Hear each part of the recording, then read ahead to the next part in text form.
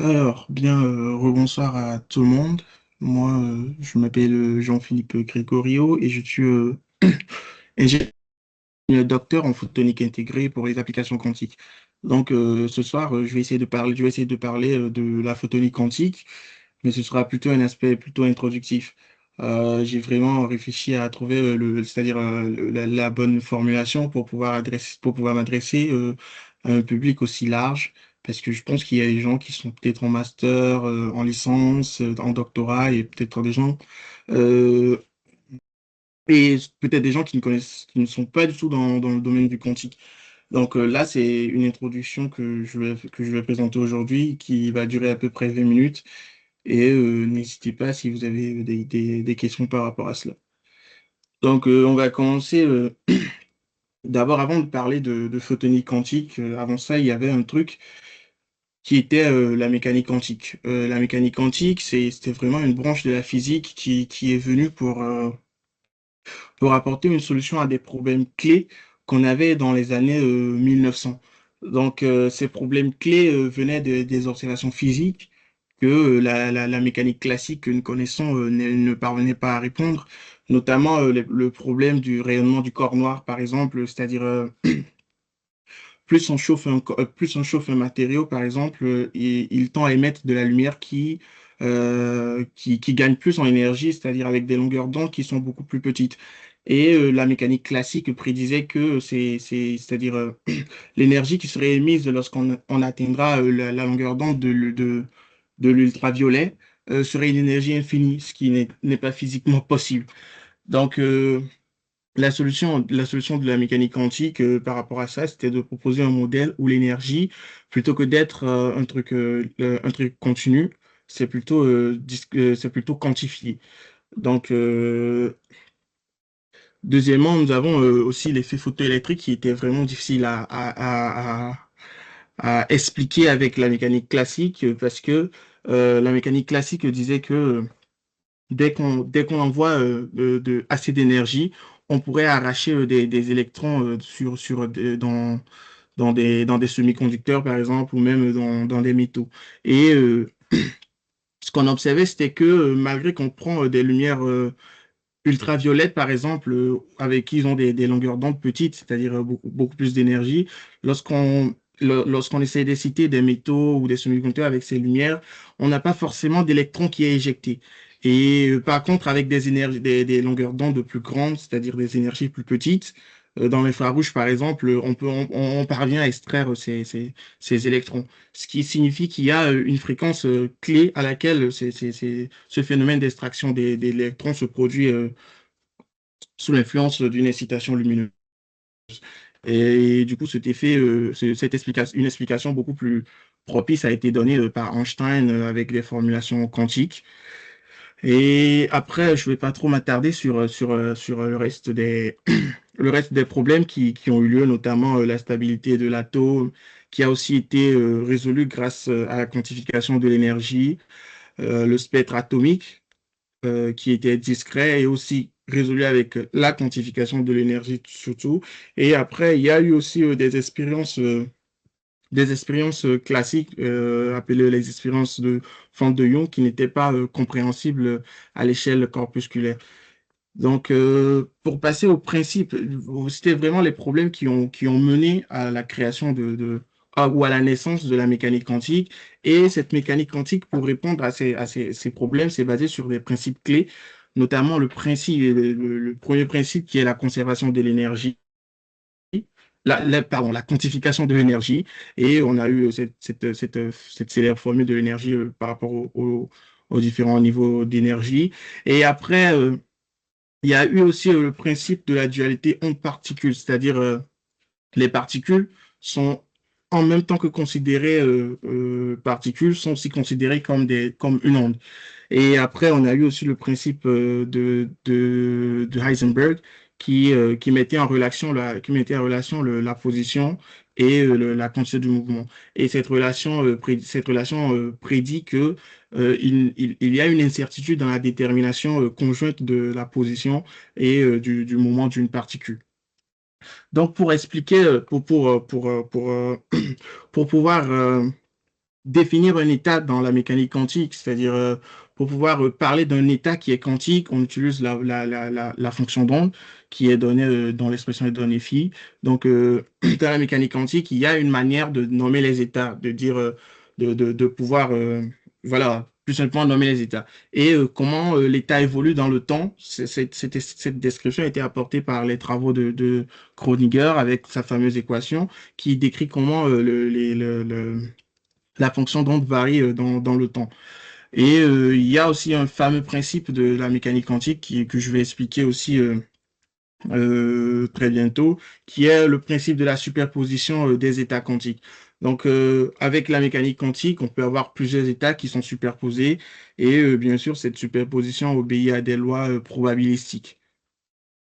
Et du coup, du principe de superposition découle l'effet que la mesure de l'état d'un état quantique projette tout l'état dans un état donné. Bien, tout ça c'est bien la mécanique quantique, les principes et tout, mais on en fait quoi? Comment c'est utile? Vous me recevez? 100%. D'accord, ok. Bien, tout ça, c'est pourquoi tout ça a permis d'abord un premier grand pas de géant dans l'humanité, qui est la première révolution quantique. Et la première révolution quantique a permis la fabrication des transistors que nous utilisons de nos jours dans nos différents outils technologiques, la fabrication des lasers, de comprendre l'effet tunnel pour pouvoir faire des caractérisations microscopiques, ainsi que la spectroscopie. Donc, cette première évolution avait lieu entre les années 1900 et 1960. Et 20 ans après, est née, 20 ans? Non, ouais, c'est ça, 20 ans après, est née une seconde approche de la mécanique quantique qui a été portée par des chercheurs comme Shor, par exemple, et l'autre fameux, là. J'ai oublié son nom, désolé. Du coup, cette deuxième révolution est plutôt basée sur l'information quantique. L'information quantique pour faire du calcul, pour faire de la communication, pour faire des capteurs. Et de cela découle aussi la photonique quantique et les différentes simulations quantiques qui, qui, que nous connaissons aujourd'hui. Et voilà, je me rappelle du nom du chercheur, il s'appelait Richard Feynman. Bien.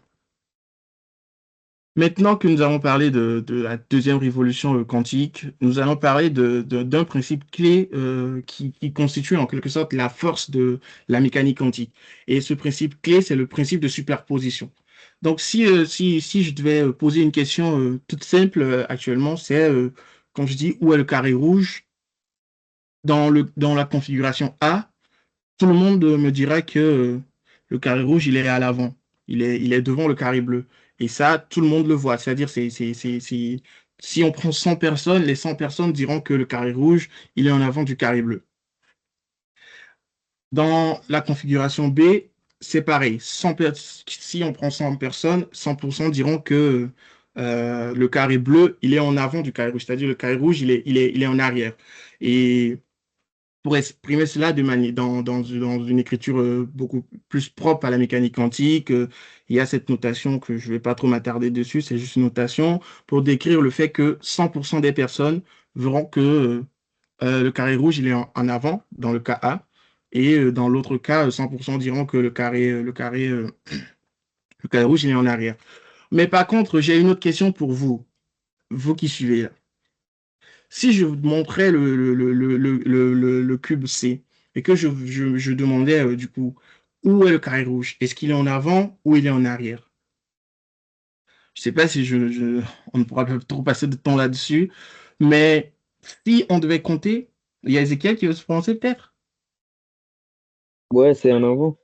C'est en avant, ok. Peut-être quelqu'un voit autre chose ou pas? C'est aussi possible de le voir en arrière. C'est en prenant c'est une sorte de configuration B, où le carré bleu, il est en avant. Donc, si on devait compter pour tous les participants qui devaient répondre à cette question, il y aurait 50% qui verront le fait que le carré rouge soit en avant et 50% qui verront que le carré rouge, il est en arrière, c'est-à-dire la configuration B. Donc, c'est ce principe qui essaie qui stipule la superposition de ces états où, quand on prend un état quantique, on ne peut pas directement savoir savoir l'état dans lequel il est parce qu'il y a une superposition de plusieurs états. Et le fait de connaître l'état dans lequel il est, c'est ce qu'on appelle la mesure. Et la mesure permet de peut-être mettre des couleurs, de colorier tout le carré et voir, ah, du coup, le rouge, il est en avant ou le bleu est en avant. Et bon, ça, c'est juste la formule de l'état C, l'état qu'on obtient à la fin, c'est-à-dire du fait de la superposition des états. Et là, c'est juste une formule de superposition de deux états, l'état avant et l'état en arrière. Et je ne sais pas si je l'avais bien mentionné, mais le 1 sur racine de 2, c'est la densité de probabilité dont le carré donne 50%. Bien, j'avais aussi préparé une petite vidéo pour montrer vraiment l'avantage d'avoir cet état superposé, cette superposition d'états dans le quantique. Donc, on va prendre l'exemple d'un petit problème que nous rencontrons dans la vie de tous les jours. J'attends qu'il charge. Il s'agit majoritairement du problème du labyrinthe. Comme vous pouvez le voir sur l'image de gauche, on a la recherche normale qui s'effectue et on voit les traits qui doivent trouver le bon chemin. Mais par contre, pour la recherche quantique, ce qu'il faut voir, c'est que tous les états ont commencé en même temps, ce qui permet de trouver le résultat beaucoup plus facilement. Et comme on peut voir à la fin de la vidéo, le quantique a trouvé le résultat bien avant le classique. Donc, c'est une des applications phares de une des applications phares de la superposition dans le quantique, c'est vraiment la possibilité de pouvoir prendre plusieurs états en entrée et de faire les calculs avec. Euh, pour faire l'analogie avec l'analogie la plus répandue aussi, c'est l'analogie sur les bits et les qubits. Donc, quand on prend un bit, c'est 0 ou 1. Mais quand on prend un bit, c'est une superposition de 0 et 1. Dans le cas des qubits, pardon, c'est une superposition de 0 ou 1. Donc, cela offre aussi des avantages clés en matière de puissance de calcul et de vitesse de calcul. Bien, c'est ça, j'ai toute la notion de qubit, voilà. Donc, pour pouvoir implémenter ces systèmes quantiques qui peuvent qui peuvent être, c'est-à-dire qui peuvent être dans des états superposés, des états quantiques qu'on peut définir, contrôler. Il y a plusieurs alternatives qui existent de nos jours. On a les supraconducteurs, qui est le cas par exemple de IBM qui utilise les supraconducteurs et aussi les atomes piégés. Désolé, j'ai des noms en anglais. Des atomes piégés aussi qui peuvent être utilisés pour faire des, des systèmes quantiques, par exemple, parce que avec ces atomes, on peut avoir aussi des superpositions d'états. Les supraconducteurs, on peut en avoir aussi. Le spin de l'électron, on peut en avoir aussi, parce qu'on sait que l'exemple du spin les plus plausibles, c'est le spin up, non pas spin up, c'est demi et moins demi. Donc, un électron a une superposition donnée de ces deux spins qui créent cet état superposé. Donc, après, on a aussi une autre alternative qui est la photonique. La photonique, comme on peut l'entendre, c'est la lumière, des technologies basées sur la lumière. Et le système de qubits dans la photonique est basé sur la nature quantique de la lumière elle-même. Et la nature quantique de la lumière elle-même vient du fait que la lumière, elle est considérée à la fois comme une particule, comme un ensemble de particules ou une particule, et une onde électromagnétique. Celui qui dit onde électromagnétique veut dire que il y a un champ électrique et un champ magnétique qui définissent la lumière. Donc, la lumière, on peut l'imaginer comme des boules, la nature particule, et des boules qui font des vagues, voilà, qui font des vagues, d'où la nature ondulatoire de la lumière. Donc, je pense que ici aussi, je pense que je vous ai gâté avec les vidéos ce soir. Ici aussi, j'avais une petite vidéo aussi pour illustrer un peu un effet clé de la photonique qui a été observé grâce aux expériences des fentes de Young. Comme on peut voir ici, il y a un laser qui émet de la lumière qui passe par deux fentes, et ça, c'est ce qu'on s'attend à voir. Mais non, et on obtient plutôt des franges d'interférence, comme ça se montre sur la figure, et c'est ce qu'on observe classiquement. Quand on prend un laser et qu'on illumine deux fentes, on obtient une figure d'interférence. Et ça, c'est vraiment connu.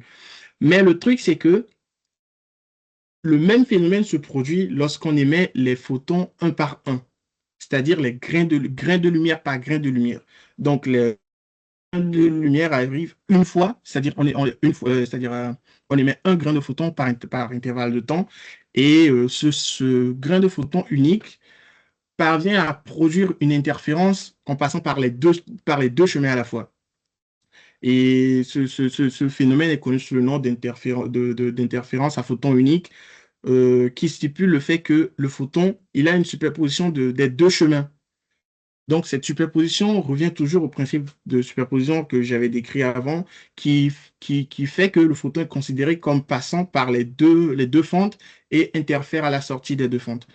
Et une observation clé, c'est que lorsqu'on essaye de voir à l'avance par quel chemin veut passer le photon, on n'observe plus le phénomène d'interférence.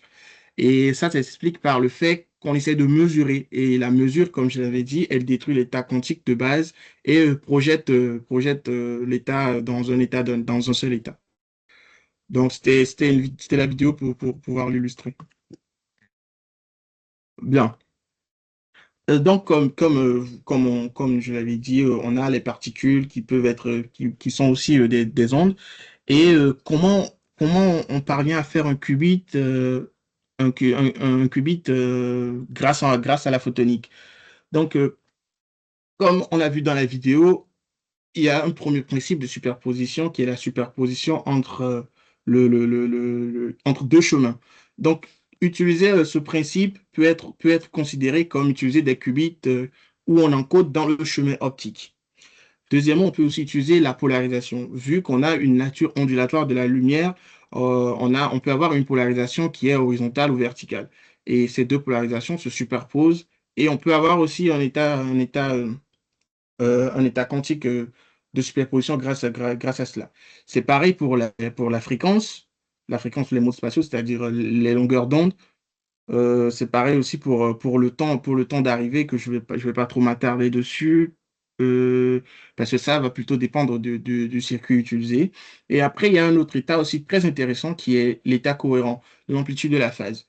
Parce que c'est une onde qui est quantique. Et une onde qui est quantique a aussi une amplitude et une phase. Et cette amplitude des phases sont utilisées pour pouvoir aussi encoder l'information quantique, mais plutôt avec des variables continues parce que l'amplitude et la phase sont des variables qui dépendent de l'ensemble du faisceau lumineux. Donc, ce sont des variables continues. Et dans ce cas, on n'utilise plus forcément un photon unique ou deux photons, mais plutôt la lumière cohérente elle-même. Donc, dans le cas des supports précédents que j'ai cités, on a vraiment besoin d'avoir des photons qui sont émis un par un ou peut-être deux par deux pour pouvoir les implémenter. Bien. Voilà. Du coup, ça m'amène directement au problème des sources de photons.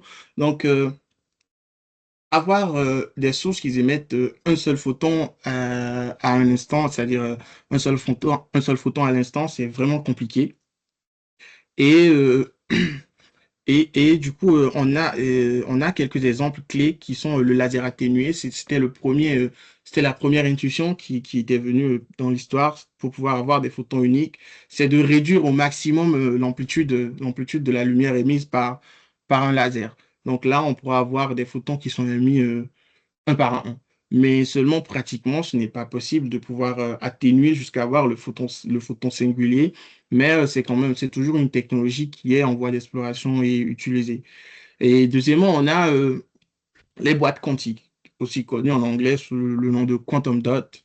Et ces boîtes quantiques émettent vraiment des photons un par un et sur demande. C'est vraiment l'un de leurs avantages clés. En excitant, on peut avoir un seul photon qui est émis par le quantum dot. Et on a d'autres technologies qui sont des défauts dans du SiC.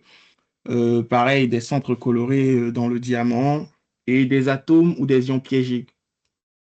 Après, il y a aussi une autre méthode qui est l'utilisation des molécules uniques qui font comme du fluorophore, par exemple.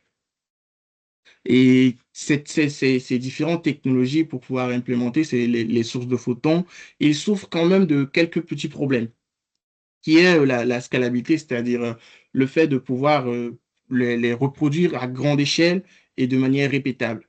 Quand on prend l'exemple des boîtes quantiques, deux boîtes quantiques qui sont fabriquées n'émettent pas les mêmes photons en fait. Et l'objectif, c'est de les rendre identiques, de rendre les photons émis identiques possibles, mais on est limité technologiquement par la possibilité de le faire en soi. Et après, on a aussi un problème de couplage optique qui est difficile parce que je vais toujours prendre l'exemple des boîtes quantiques. Les boîtes quantiques, comme vous pouvez le voir sur l'image, elles émettent leur lumière en dehors du plan. Et en dehors du plan, ça veut dire qu'il faut retrouver un moyen de pouvoir recollecter cette lumière en dehors du plan et le ramener dans le plan de peut-être la puce ou ce qui va avec. Et après, indistinguabilité parfaite, c'est ce que j'ai essayé d'expliquer avec deux sources identiques qui n'émettent pas les mêmes photons, par exemple. Donc ça, c'était des sources à photons uniques qui émettent les photons un par un. Mais on a aussi un autre type de sources qui sont aussi utilisées pour le quantique, qui sont les sources spontanées. Et les sources spontanées sont basées sur des processus non linéaires où on peut voir sur l'image, on a un photon qui arrive, qui génère deux autres photons en interagissant avec un matériau du second ordre, par exemple. Et par contre, dans le cas dans le second cas, on a deux photons de pompe qui arrivent et génèrent deux autres photons. Donc, le principe, il est simple, c'est le principe d'absorption et de réémission. Et l'avantage, c'est quoi? C'est que les deux photons qui sont émis à la fin du processus sont émis à un instant T donné que par paire. Donc, on a deux photons qui sont émis instantanément et de manière probabilistique. Donc, les deux photons qui sont émis sont intriqués. Cela veut dire que quand on détecte un, on peut savoir que le second, il est dans le circuit. Parce que, comme je l'avais dit, c'est un processus qui est probabilistique, c'est spontané. Donc, on ne sait pas exactement quand le processus a lieu, mais en mesurant un photon, on sait que obligatoirement, le second, il est dans le circuit. Donc, c'est aussi des types de sources qui sont utilisées pour le quantique, où plutôt que d'avoir un seul photon qui est en sortie, on a deux photons. Bien. Le troisième type de sources sur lesquelles je ne vais pas aussi m'attarder, c'est les sources d'état comprimés.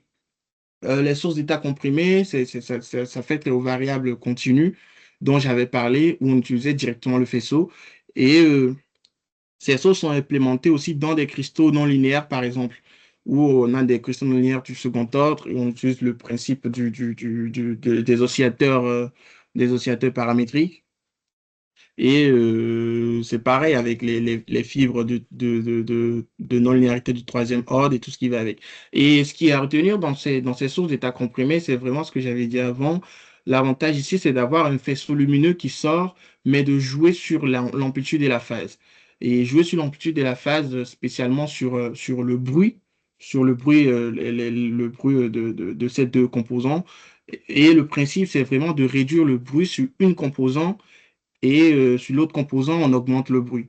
Donc, on a un état qui est comprimé. C'est de là que vient l'appellation comprimé. Bien. Là, je pense qu'on a fini avec les sources, les trois types de sources pour le quantique que nous avons. Et on veut savoir comment caractériser une source de photons. Donc, la première caractérisation d'une source de photons, c'est de savoir si la source, elle émet un photon unique comme on le souhaite. Dans le cas de deux photons, par exemple, quand il y a un photon qui est détecté et qui annonce le second, on veut savoir si le second qui arrive, il est tout seul. On veut savoir si on fait des opérations vraiment avec un seul photon pour ne pas compromettre les informations et tout ce qui va avec.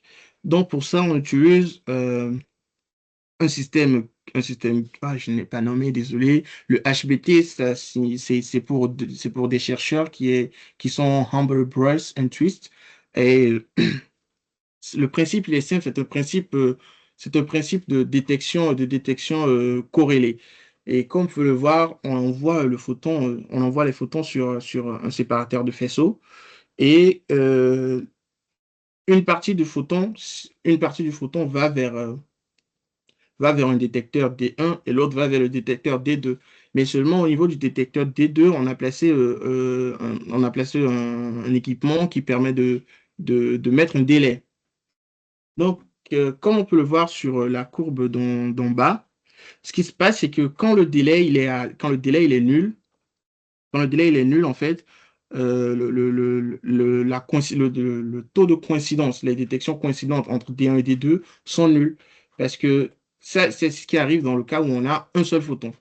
Parce que quand le photon il arrive et qu'il est seul, soit il prend là, soit il prend là. Et on n'a pas de détection qui coïncident entre D1 et D2. Mais si on avait deux photons, on comprend alors que les deux photons seront splittés, dividés, voilà, seront divisés, et on aura des détections conjointes entre D1 et D2. Et si le délai était zéro, les détections seront toujours conjointes. Et pour une source qui émet parfaitement des photons uniques, on n'a pas cela.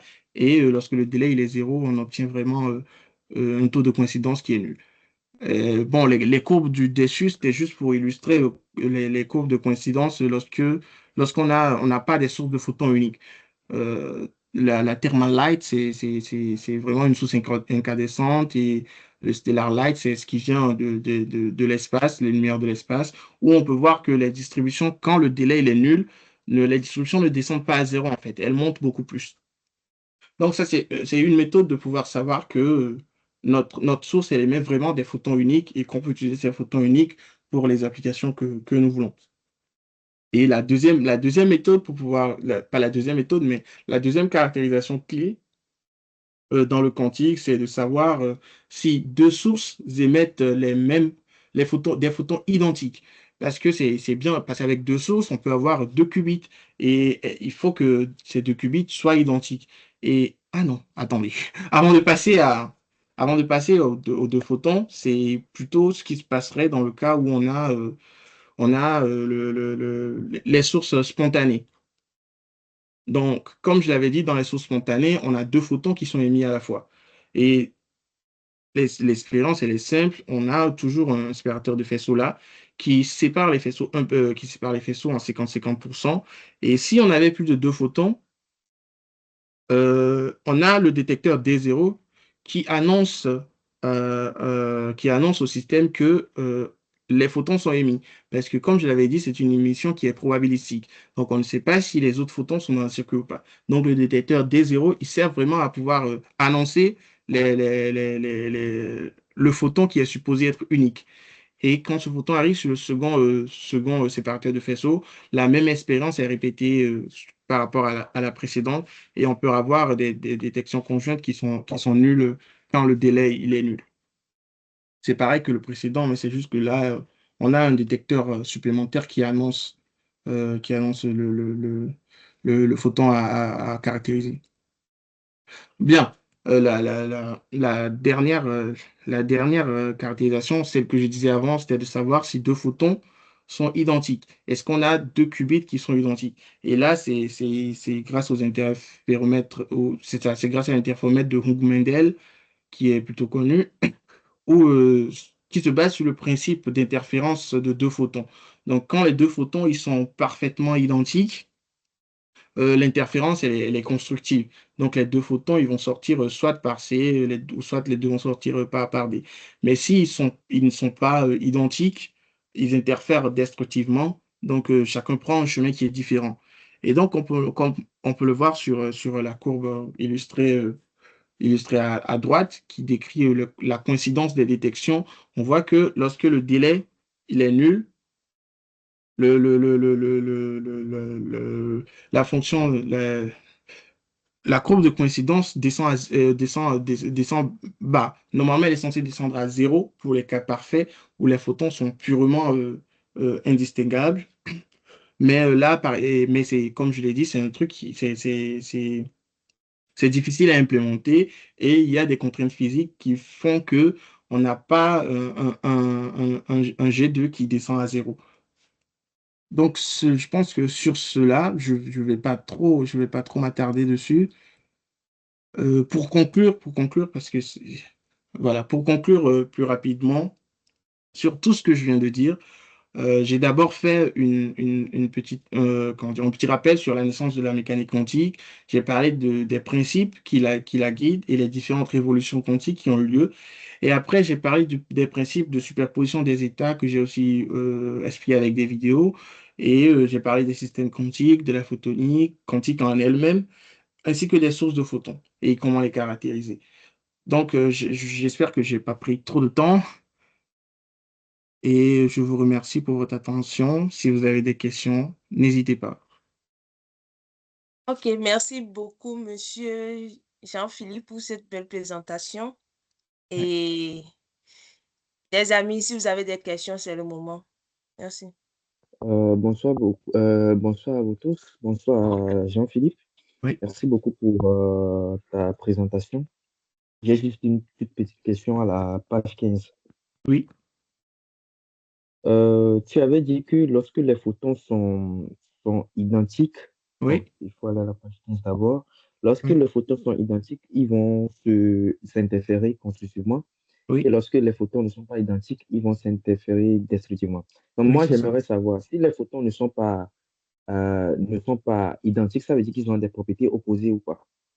Non, pas forcément opposés, mais c'est-à-dire des propriétés qui ne sont pas les mêmes quand on prend la propriété de la polarisation, par exemple. Si on a si un photon 1 qui arrive en B a une polarisation de 45 degrés et que le photon qui arrive en B a une polarisation 90 degrés, 90 degrés, voilà, suivant H par exemple, on voit que les deux polarisations ne sont pas opposées, mais ce ne sont pas les mêmes polarisations. Donc les deux photons ne vont pas sortir ensemble. Je sais pas Ok, d'accord. si. Ouais. Donc, Ouais, il ouais, faut pour qu'ils sortent ensemble du même côté, il faut qu'ils soient les mêmes en fait. Il faut que ce soit le même photon dans les mêmes états, surtout par rapport au mode qui est utilisé. ok, d'accord. Est-ce que tu peux aller sur le slide précédent, s'il te plaît? Oui, Ok. Donc, si je comprends bien, avant qu'il y ait une interférence, il faut oui. qu'il y ait un délai, il faut qu'il y ait un décalage horaire, un décalage en temps, c'est ça?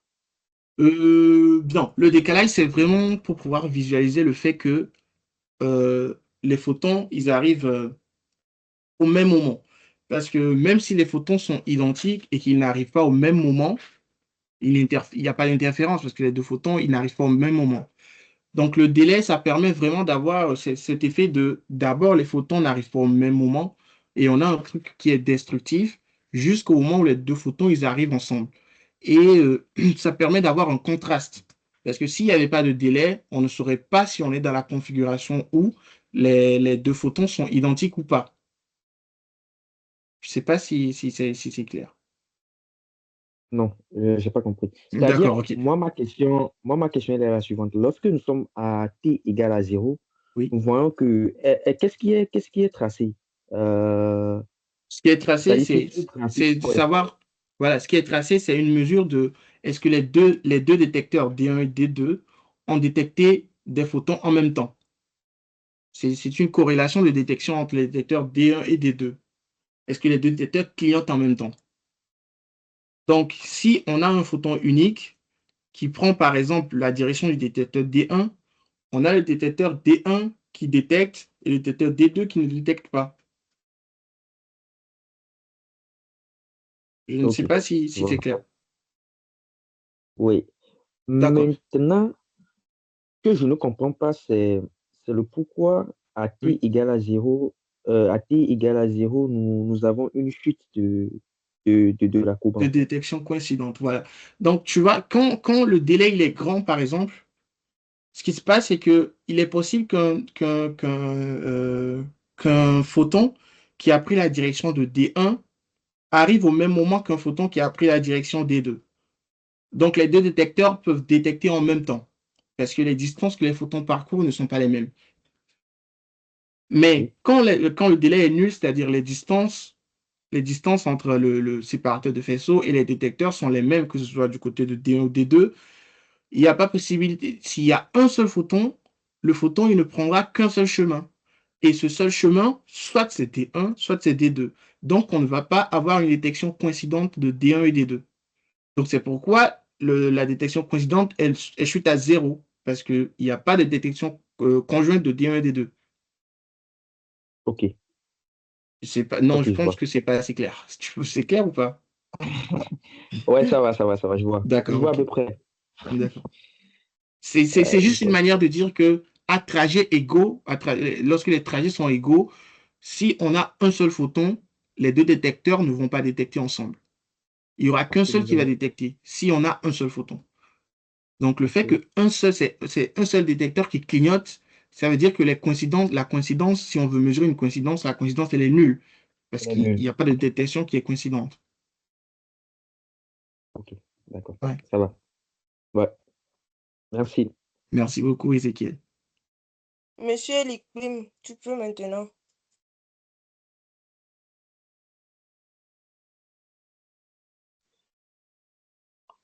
Ok, bonsoir, Bonsoir. bonsoir Jean.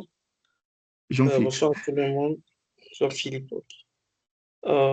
Merci déjà pour la présentation. En je vous en fait, prie. tu avais parlé d'intrication quantique. J'aimerais Ah savoir, oui, ouais, quand tu parles non, pas là-bas, ici, là où tu es.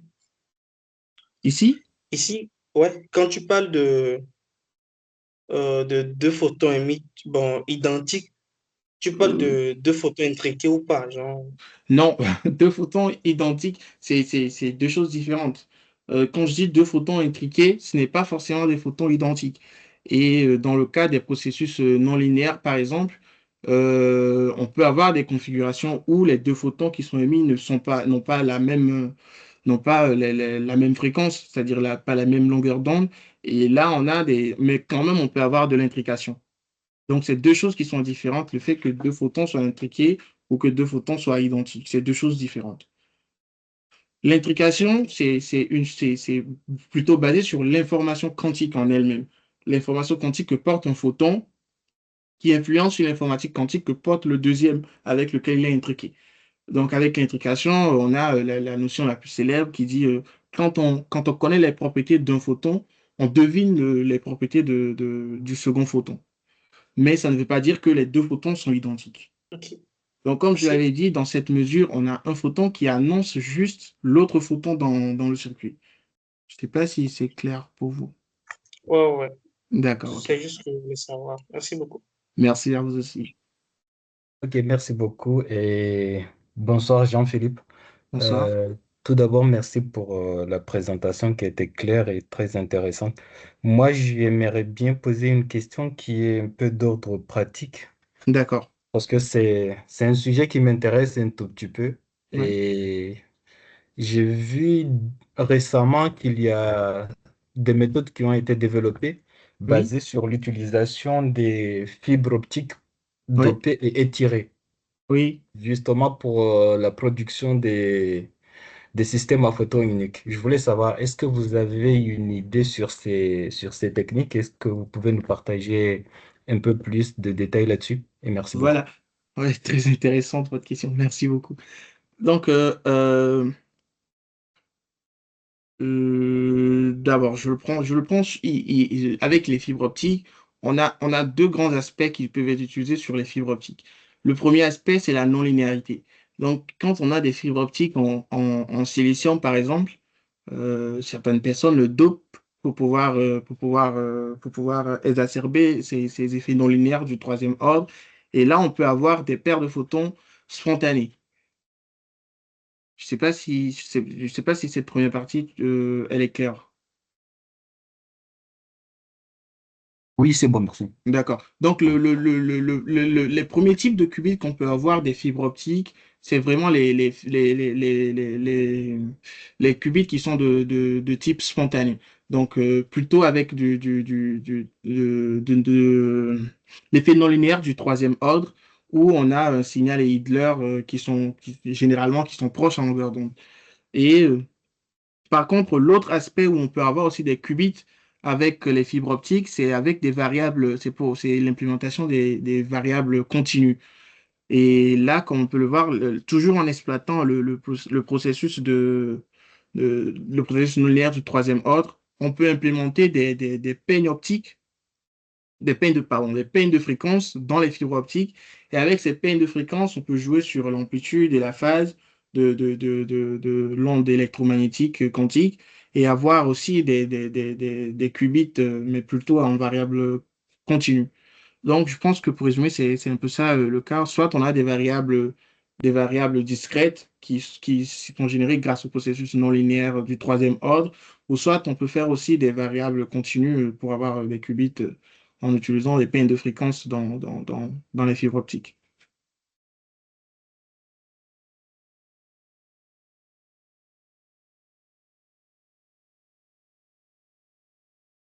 Est-ce que c'est clair ou pas?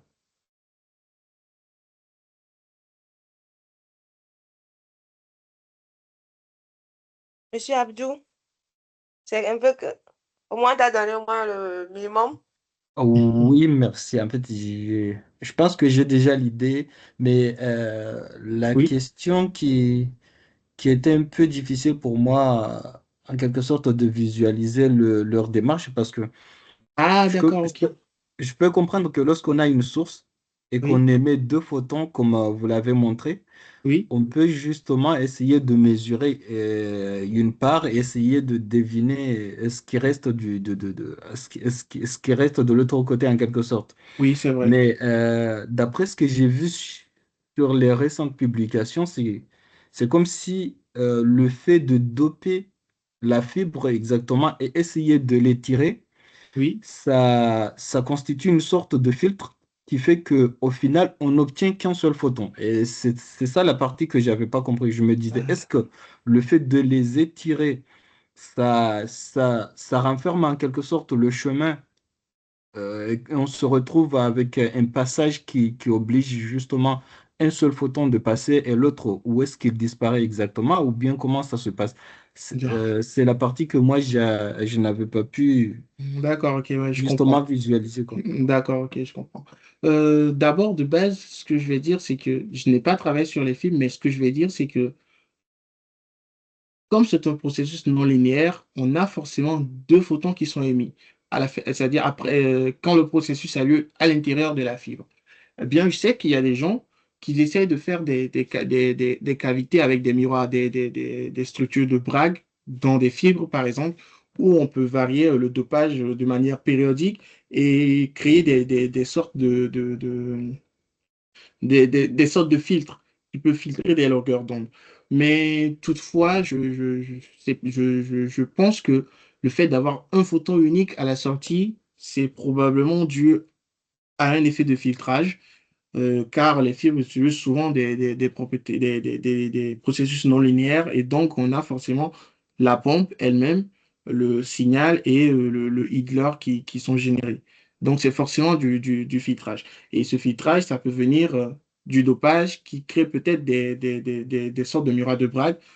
Je prends cette affirmation avec des pincettes parce que je n'ai pas travaillé dessus quand même, mais c'est mon hypothèse. Et après, je pense qu'il faut plus creuser pour mieux comprendre ce qu'ils font. Je pars plutôt sur l'option du filtrage. Oui, c'est clair, et merci beaucoup. D'accord, merci beaucoup, Abdou. Bonsoir Jean-Philippe et merci Oui, bien pour la présentation. Et j'ai une question qui oui, ne concerne pas vraiment le contenu de la présentation, mais d'accord. j'aimerais avoir ton avis par rapport à la situation de la mécanique quantique, Ah oui, la communication quantique.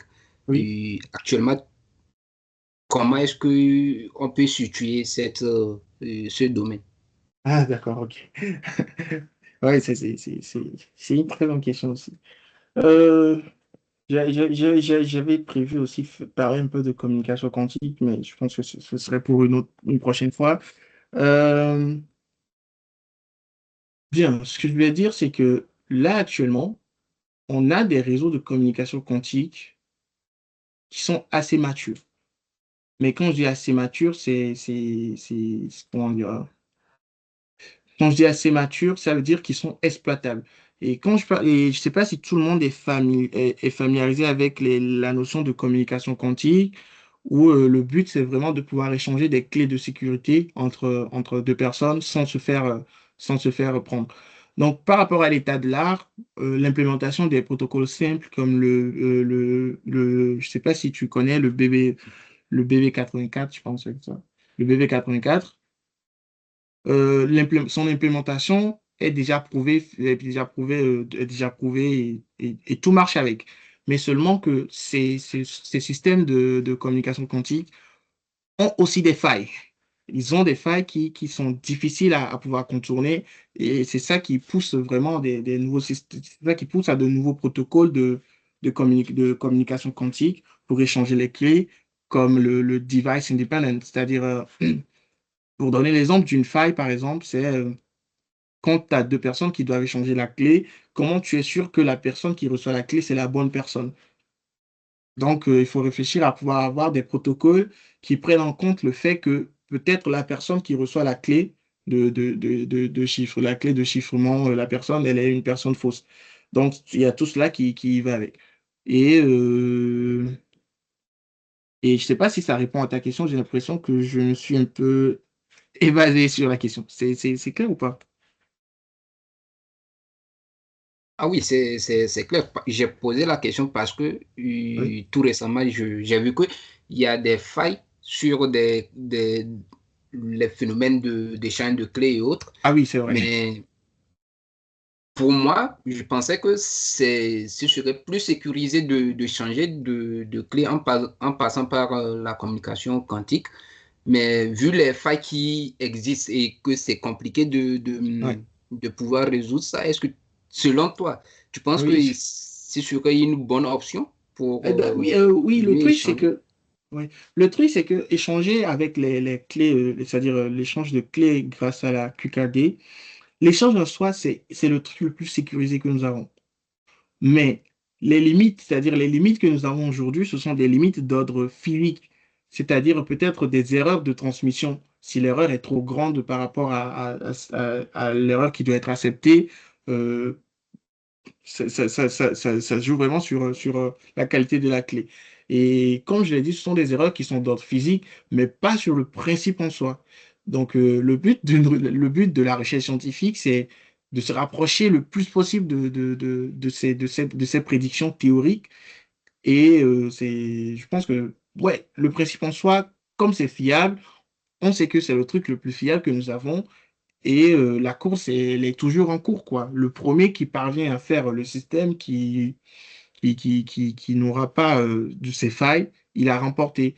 Et je pense que c'est possible parce que ce sont des limitations, ce sont des limitations de technologie, de manière de fabriquer, de manière d'encoder, de manière de faire ceci, cela.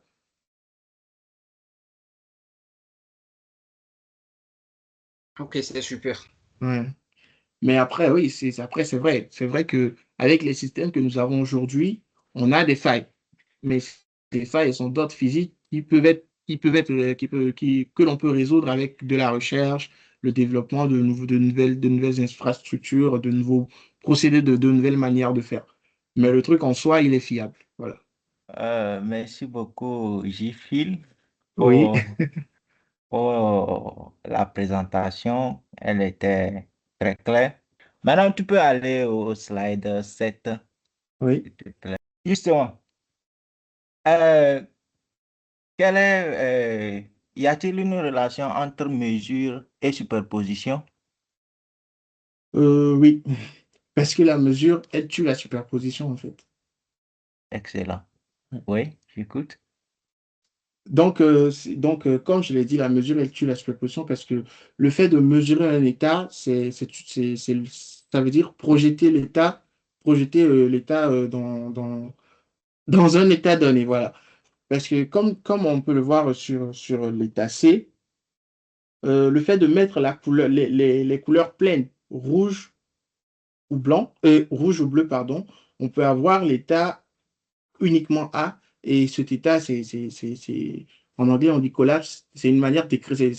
Tout l'état quantique C a été écrasé en état A. Donc, tous les autres états, hormis A, ont été supprimés et la probabilité d'avoir A devient 100% après une mesure. Après des mesures, plusieurs mesures, on n'a que 100% A. Et c'est pareil dans le cas opposé où la mesure donne B c'est-à-dire toutes les mesures possibles de cet état donneront uniquement B. Donc, le fait de mesurer, c'est une projection, ça s'apparente comme une projection de l'état global dans un état, dans un état fixe donné. Oui, oui, effectivement, c'est ça. Mais je voulais te poser la question là avant de poser la question que j'aimerais Oui, te poser parce que oui, c'est ça quoi, c'est ce que j'attendais. La mesure tue la superposition. ouais, Maintenant, voyons les densités de probabilité. Et si oui. on a deux positions, si je peux le dire, est-ce qu'on peut avoir une superposition dans quatre positions, par exemple, où on a quatre densités de probabilité? Ah oui, oui, ça, c'est tout à fait possible parce que là, dans ce cas, comment dire, euh, ouais, voilà. Là, j'ai pris l'exemple de deux états possibles. Mais c'est possible d'avoir quatre états aussi qui sont superposés, mais seulement que il faut que ces quatre états, je vais écrire pour mieux illustrer, hein. Il faut juste que ces quatre états, ils respectent les lois de probabilité, c'est-à-dire la somme des coefficients doit donner 1. Oui, oui. Donc là, Mais, je pense que ça fait, j'ai oublié, ça fait 2 sur racine de ouais, 2, je pense. Non, c'est pas ouais, ça. on va juste diviser Voilà, racine de 2 par 2, exactement. puis on met ça sur 4. Voilà. Maintenant vient la question phare. Est-ce que dans Oui, cet état, puisque, oui. bon, généralement, bon, je ne sais pas trop, vous m'excusez, hein, mais Vas-y, comme tu veux. je vais expliquer la situation d'une façon très simple avant de poser ma question. Parce que Vas-y. je ne sais pas, peut-être tout le monde n'est pas dans le quantique, donc Oui. si on parle trop, ça risque comme être comme une discussion Non, personnelle. il y a pas de souci. Prends ton temps et Donc, pose ta question. donc, quand on a parlé de superposition, très clairement, c'est ce que Jean-Philippe a expliqué. Il y a un état où tu ne sais pas exactement c'est dans quel état ça est. Mais quand tu finis de mesurer, c'est là que tu sauras que c'est dans cet état que c'était. D'une Oui, façon plus simple, c'est tout comme si tu as un interrupteur où on peut allumer la lumière là-bas, mais on peut aussi éteindre. Il y a ça dans beaucoup de trucs. Donc, tu vas ton interrupteur. Dans cet état, tu ne sais pas si elle allume la lampe ou bien elle éteint. Maintenant, quelle que soit la situation de la lampe, peut-être la lampe était allumée, dès que tu cliques, la lampe s'éteint, ou soit la lampe était éteinte, dès que tu cliques, ça s'allume. La particularité de cet interrupteur, c'est que tu peux allumer par là et tu peux aussi éteindre par là. Et donc, dès que tu connais la réponse maintenant, tu tues maintenant l'état. Bon, genre, tes limites de connaissance c'est ça. du fait que tu ne connaissais pas. Maintenant, ma question, vu qu'on a quatre états, est-ce Oui, une mesure peut oui, tuer la superposition? C'est-à-dire qu'on a un interrupteur qui fait quatre fonctions. oui, Maintenant, est-ce que après avoir appuyé une fois sur cet interrupteur, c'est-à-dire on a mesuré un, est-ce oui. qu'on peut deviner le reste des trois autres fonctions? C'est ça ma Voilà. question. C'est très bien. En fait, tout se joue sur la mesure. Tu peux essayer de faire une mesure, c'est-à-dire d'un seul état. Quand on prend l'état peut-être 0, 1, 2, 3, 4. Voilà, on a les états 0, 1, 2, 3, 4. Si ta mesure, c'est une mesure à deux états, c'est-à-dire tu veux mesurer deux choses à la fois, tu mesureras deux et les deux autres sont tués. Si, pour une seule mesure, si ta mesure unique mesurait qu'un seul état, tu mesures ce seul état et tu tues les trois autres. Même s'il y avait 1 million d'états initiaux, le fait de faire la mesure d'un seul état, tu tues tout le reste et il ne te reste qu'un seul état. Je ne sais pas si c'est clair. Oui, bon, je vois une, mais je ne sais pas si c'est un apport. Si c'est un apport, peut-être la personne peut répondre et on continue ou bien bon. Non, j'aimerais juste que Jean-Philippe nous clarifie par rapport aux états, en fait. Oui, Normalement, quand tu fais la mesure, tu détruis le système, en fait. oui, oui, c'est Et ça. bon, donc je ne comprends pas quand tu dis que les états que tu ne mesures pas, c'est ça que tu tues, en fait. Normalement, c'est les états que tu mesures que tu tues. Ou bien l'état du système, en fait. Non, tous les l'état États. du système. C'est l'état du système. Voilà. C'est l'état initial du système que tu renvoies. Ouais, peut-être j'ai un peu marché sur les mots, mais je pense que de manière plus claire, c'est quoi? C'est que l'état quantique du système initial est tué et on a maintenant un nouveau état qui est le résultat obtenu après la mesure. Bon, pour ça, je ne sais pas. Je ne sais pas si cet exemple va être beaucoup plus clair. Quand tu prends un interrupteur où il y a un et 2, tu sais que un, on peut allumer par là et aussi on peut éteindre par là. Il y a certains interrupteurs comme ça. Maintenant, quand tu viens, tu rentres dans cette salle et puis tu vois l'interrupteur est sur un. Mais si on prend l'exemple que la lampe est allumée, dans cet état, tu ne sais pas si le un là, il l'avait allumé ou éteint. Ouais. Maintenant, dès que toi, tu fais la mesure, tu cliques encore et tu vois que la lampe est éteinte, ça veut dire que tu n'as plus de doute. Donc, la superposition n'existe plus. Donc, tu as tué le système, en fait. Maintenant, C'est ça. je vais dire un petit truc sur la question de fibre optique là. Oui. J'ai bien écouté ce que vous avez dit, mais moi, je pense que dans le cas du dopage, tel que vous avez dit, ça joue euh, un rôle de filtre où on dope et puis ça essaie de piéger, je ne sais pas, en quelque sorte, ou Ouais, en ça te fait, je laisse. vais être plus clair. Je vais être plus clair. Oui. Le dopage, on peut se servir de dopage pour créer des réseaux de brague à l'intérieur de la fibre. Mais toutefois, ça va dépendre du matériau avec lequel on a dopé parce qu'on peut doper aussi avec des matériaux qui sont, comment dire, des matériaux c'est actifs, oui, c'est des matériaux actifs qui peuvent aussi, qui peuvent aussi utiliser des effets non linéaires pour accentuer la génération. Donc, c'est plus clair comme ça. Mhm. OK. Ouais. Ouais. Donc, ta question. Oui, ça veut dire que normalement, parce qu'on parlait de filtre en fait, c'est bon? Oui, oui. Donc, si ça accentue la génération, donc c'est-à-dire que ça essaie de filtrer certaines fréquences non voulues et ça génère des fréquences à des fréquences voulues. Est-ce que Euh, c'est ça? bon, pas à 100% parce que là, il y a deux phénomènes. Tu es en train de parler de deux phénomènes en même temps, qui est la génération et le filtrage. Et le filtrage, ça ne concerne que tout ce qui est résultant, c'est-à-dire après que le processus de conversion non linéaire s'est produit, on applique le filtrage pour éliminer le résidu de pompe et peut-être aussi éliminer le Lidler ou un des deux photons qui sont émis durant le processus. Donc, la génération des paires de photons par effet non linéaire dans les fibres optiques, grâce au dopage ou sans dopage, est un processus il faut faire de l'ingénierie pour l'optimiser. Mais après, pour filtrer, il faut aussi construire autre chose qui sont peut-être les réseaux de Bragg ou peut-être même des matériaux absorbants, qui absorbent juste des lumières à des longueurs d'onde données et puis c'est tout, quoi. Je ne OK. sais pas si c'est clair. Oui, bon, je ne vais pas trop retenir, mais je vais peut-être poser une dernière question. Oui. Est-ce qu'un état superposé peut être intriqué?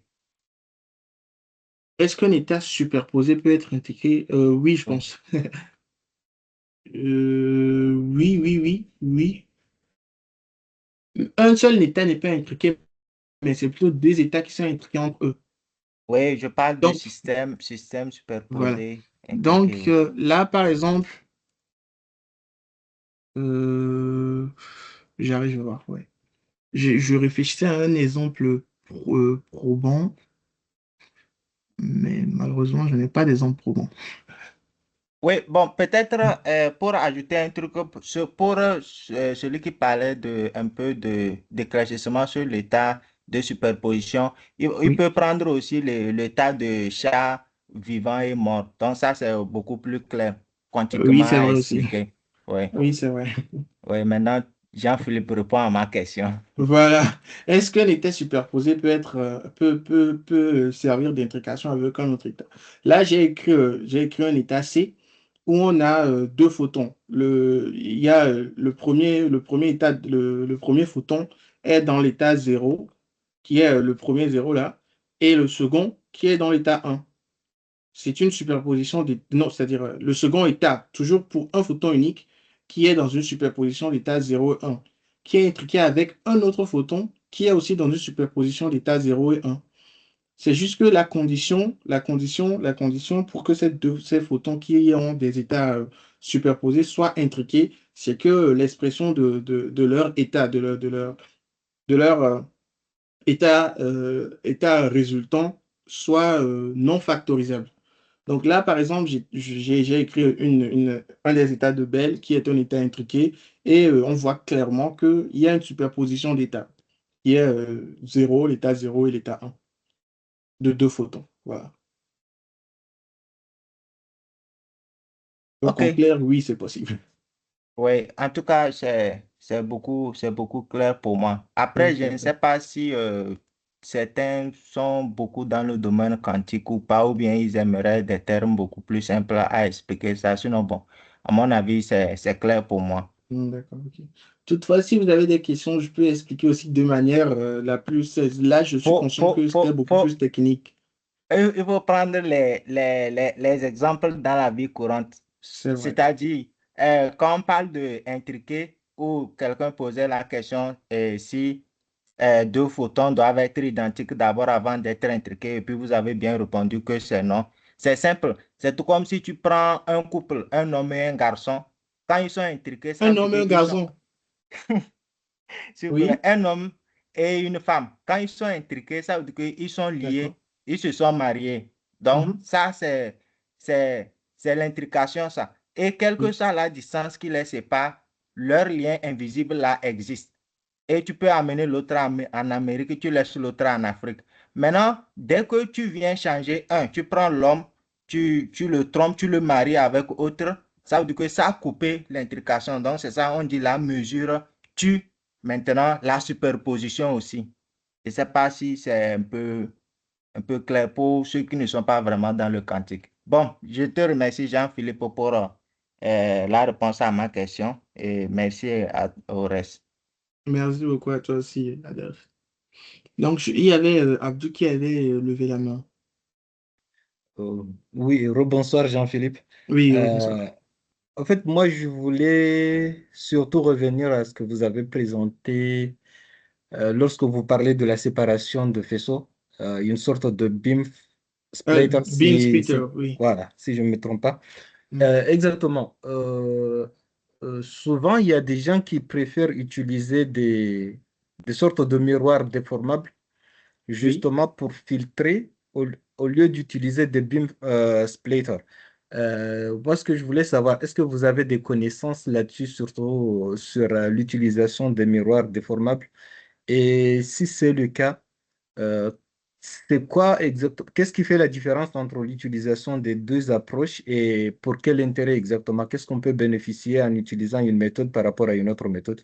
D'accord, ok. D'abord, les miroirs déformables dont vous faisiez mention, c'était pour séparer deux faisceaux ou c'est pour quelle application?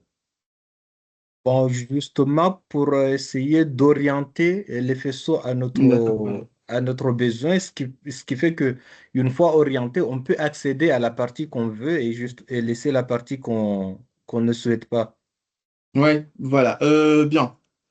Euh, pour plus simple, les miroirs formables dont vous parlez, c'est un peu comme des milieux qui réfractent et réfléchissent. Donc, on a un faisceau qui est réfléchi, on a un faisceau qui est réfracté. C'est bien ça ou pas? Je pense qu'il est en train de parler des miroirs dits achromatiques. Des miroirs dits chromatiques. Voilà. Ah, d'accord, ok. Ok, je vois. Des miroirs qui laissent passer certaines longueurs d'onde et faire réfléchir certaines longueurs d'onde. Je pense que D'accord, oui, je Non, vois. c'est dans le. non, justement, c'est un peu différent parce que au niveau des miroirs déformables et Oui, programmables en quelque sorte, oui, l'objectif, c'est de pouvoir déformer le miroir en appliquant, par exemple, des décharges sur le matériau oui. afin de générer les phases que nous souhaitons. Voilà, c'est exactement Ouais, ça le fait. ouais, je comprends, c'est On clair. génère des phases contrôlables, ce qui fait que le faisceau incident sera réfléchi, mais avec la phase que nous souhaitons, et on peut contrôler exactement son chemin après la réflexion, en quelque sorte. D'accord, Donc, ok. si on connaît déjà le chemin, ça signifie on est en mesure de statuer la différence de phase exactement qui est indue. Et on peut savoir que ce faisceau-là, je peux la localiser en quelque sorte quelque part par rapport au reste du champ incident. Ouais, je vois, je comprends très bien. Bien. D'abord, d'abord, le premier truc, c'est que là, dans cette expérience, on est en train de faire on est en train d'utiliser des photons uniques. Donc, ça veut dire que la quantité de lumière qui arrive sur notre beam splitter, c'est un seul grain de photon, une particule de photon. Et vraiment, le but du beam splitter, c'est de faire une division 50-50. 50% de ce qui arrive est réfléchi et 50% est transmis. Mais par contre, avec les miroirs, on n'a que la réflexion. La réflexion est beaucoup plus importante avec les miroirs. Et ce qui est l'information nous aimons avoir en utilisant le beam splitter, c'est vraiment de pouvoir juste euh, pouvoir être en mesure de diviser le faisceau qui arrive en deux. Et nous, notre faisceau, ce n'est pas un faisceau classique qui a des milliards de photons qui arrivent en même temps, mais vraiment des photons uniques. Et ce n'est pas visible à l'œil nu, les photons uniques qui arrivent un par un. Et je pense qu'avec le miroir, ce sera beaucoup plus sur l'orientation, le guidage de la lumière que pour la caractérisation. D'accord, merci beaucoup, Mm. j'ai bien saisi. D'accord, merci. Donc, je sais pas si on a d'autres questions. Il y a une... Oui, d'accord. Allez, ciao, la question. Oui, du coup, juste, bon, je ne sais pas trop. Peut-être, on peut dire que le miroir ne s'applique pas le miroir s'applique uniquement pour le free space, c'est tout. Oui, oui, c'est vrai, le miroir, il Oui. s'applique. Bon, après, Que... c'est vrai qu'on peut faire des miroirs intégrés, on a des effets de miroir intégrés et Ah tout. ouais, Oui, oui, c'est possible d'avoir des miroirs intégrés parce que le but du miroir, c'est vraiment d'avoir une réflexion qui tend vers oui, 100%. oui. Donc, il peut avoir son équivalent aussi en optique intégrée où on peut faire des réflexions qui vont à 100%, mais on va beaucoup plus privilégier quand même des guides avec des virages qui vont directement dans l'autre sens. C'est beaucoup plus simple quand Oui, même. mais miroir intégré à quelle taille? Ah, mais on est à l'échelle micrométrique, nanométrique, voire micrométrique. On a les composants, ils font environ en épaisseur, on peut avoir des 400, 500, 600 nanomètres Oui, d'épaisseur. Donc, Mais comme je le dis, il y a des miroirs, hein, des lentilles. Si on parvient à faire des lentilles, des micro-lentilles, par exemple, c'est possible d'avoir aussi des miroirs intégrés. Mais ok, seulement en photonique intégrée, c'est plus facile de faire un truc qui court, qui va dans l'autre sens, une courbure de trajectoire de la lumière, plutôt que de faire un miroir. Donc, ok, voilà. merci. Oui, D'accord, oui, ok. oui, j'ai une question. Oui, vas-y. Et quand vous avez parlé du dopage, Oui. j'avais pas bien saisi. Vous avez parlé de dopage pour pouvoir faire le filtrage. Bien, je disais qu'on peut faire le dopage pour deux raisons. La Ouais. première peut être pour faire des des générations non linéaires dans la fibre, mais on peut aussi doper certaines régions pour pouvoir créer des variations d'indices et avoir des structures de Bragg à l'intérieur de la fibre. C'est l'hypothèse que je donnais. Ok. Et du coup, c'est une hypothèse. Voilà, parce que comme je disais, je n'ai pas travaillé dessus, donc Ok, super. ouais. Parce que là, par rapport au dopage pour pouvoir faire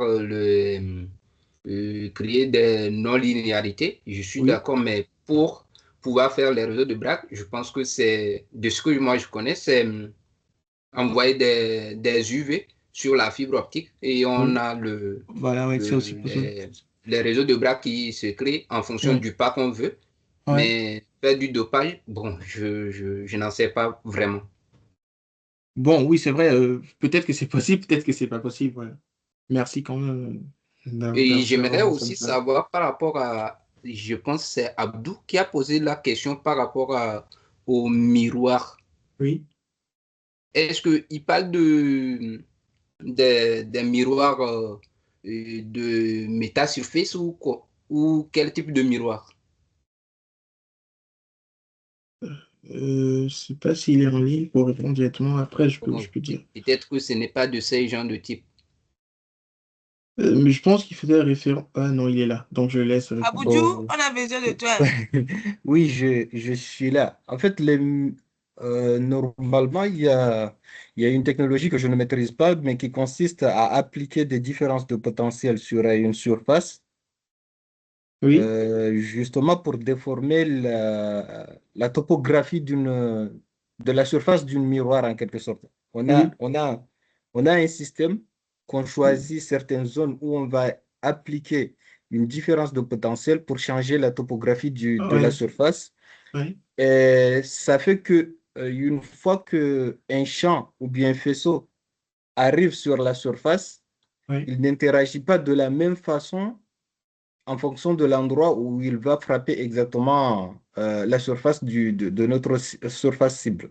Oui. Donc, l'intérêt, c'est de faire en sorte que les phases qui vont être rajoutées sur le faisceau incident soient Ouais. différents en fonction de l'endroit où le faisceau est arrivé exactement sur la surface de notre miroir. Ouais. Ce qui Je fait pense que que. Ouais.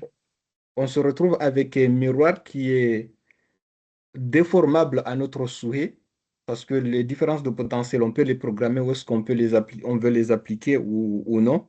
Donc, on est en quelque sorte en mesure de contrôler comment on va réfléchir le faisceau qui était incident auparavant. Mm. Oui. Oui, oui, c'est vrai. Là, tu mentionnes l'effet, c'est l'effet piezo, où en appliquant un champ électrique, on peut créer des déformations mécaniques. Et comme tu l'as dit, c'est vraiment que ça va jouer sur les phases. Mais je sais pas la question de Damois par rapport à ça.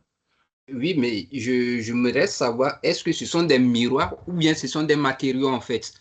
Ah, Juste un bon, je pense matériau que ouais. qui est piézoélectrique en fait. Oui, Oui, ce sont après, je des pense que matériaux. c'est.